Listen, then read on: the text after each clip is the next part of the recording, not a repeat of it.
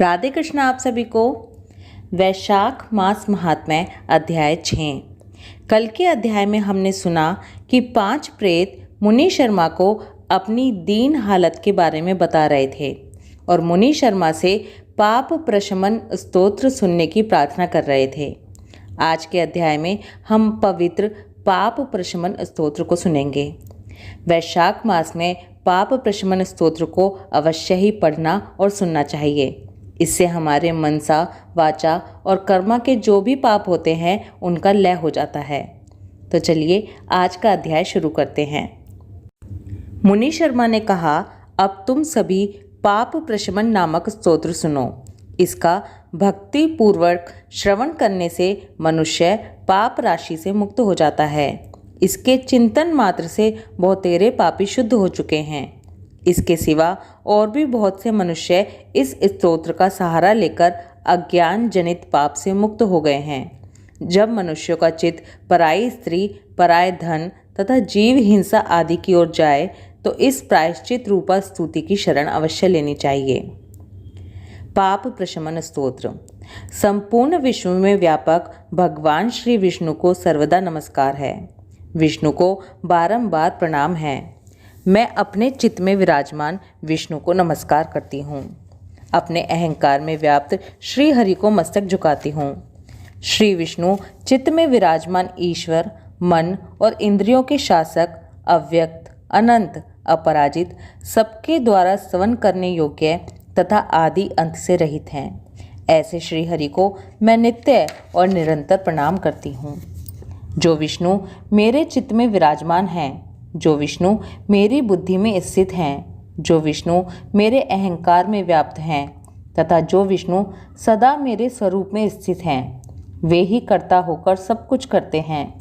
उन विष्णु भगवान का चिंतन करने पर चराचर प्राणियों का सारा पाप नष्ट हो जाता है। जो ध्यान करने और स्वप्न में दिख जाने पर भी पापियों के पाप हर लेते हैं तथा चरणों में पड़े हुए शरणागत भक्त जिन्हें अत्यंत प्रिय हैं, उन वामन रूपधारी भगवान श्री विष्णु को मैं नमस्कार करती हूँ। जो अजन्मा, अक्षर और अविनाशी हैं तथा इस अवलंब शून्य संसार में हाथ का सहारा देने वाले हैं। स्तोत्रों द्वारा जिनकी स्तुति की जाती है उन भगवान विष्णु को मैं नमस्कार करती हूँ। हे सर्वेश्वर, हे ईश्वर, हे व्यापक परमात्मन, हे अदोषज, हे इंद्रियों का शासन करने वाले अंतर्यामी ऋषिकेश, आपको बारंबार नमस्कार है। हे नरसिंह, हे अनंत, हे गोविंद, हे भूत भावन, हे केशव, हे जनार्दन, मेरे दुर्वचन, दुष्कर्म और दुष्चिंतन को शीघ्र नष्ट कीजिए। हे महाबाहो, मेरी प्रार्थना सुनिए। अपने चित्त के वश में होकर मैंने जो कुछ बुरा चिंतन किया हो उसको शांत कर दीजिए।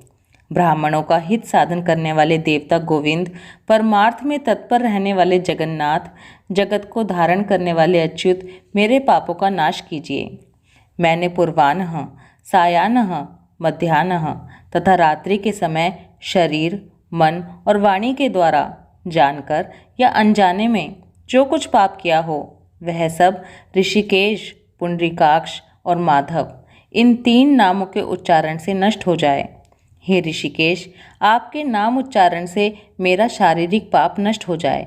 हे पुंडरीकाक्ष, आपके स्मरण से मेरा मानस पाप शांत हो जाए तथा हे माधव, आपके नाम कीर्तन से मेरे वाचिक पाप का नाश हो जाए।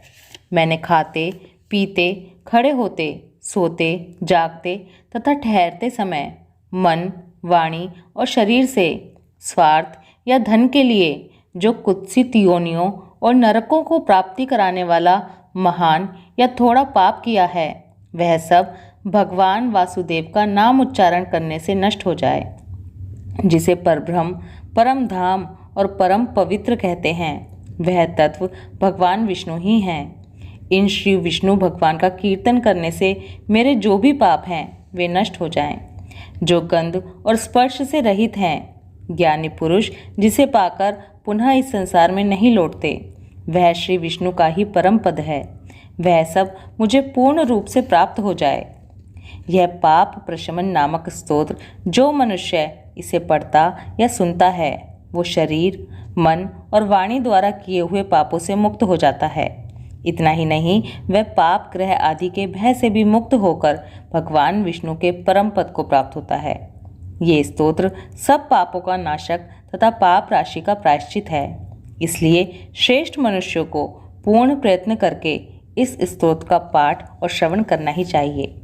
राजन, इस स्तोत्र के श्रवण मात्र से पूर्व जन्म तथा इस जन्म के किए हुए पाप भी तत्काल नष्ट हो जाते हैं। ये स्तोत्र पाप रूपी वृक्ष के लिए कुठार और पाप में ईंधन के लिए दावानल है।